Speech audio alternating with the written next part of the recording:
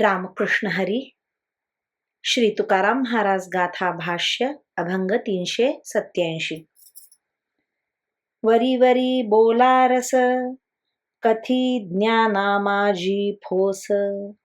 ऐसे लटिके जे ठक, तया इह ना परलोक.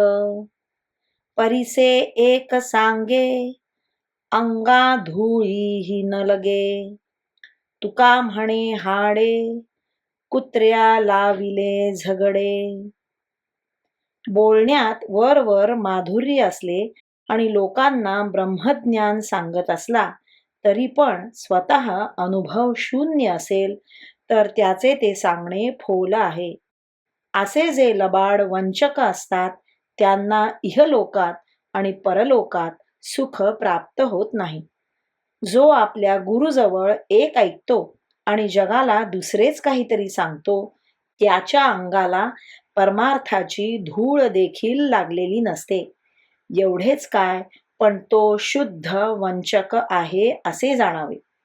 तुकाराम महाराज म्हणतात, हाड जसे दोन कुत्र्यात भांडण लावित असते तसे शुष्क ज्ञानाकरिता जे लोक वादविवाद करतात त्यांना इहपरलोकात सुख प्राप्त होत नाही. रामकृष्ण हरी. श्री कृष्ण अर्पणमस्तु.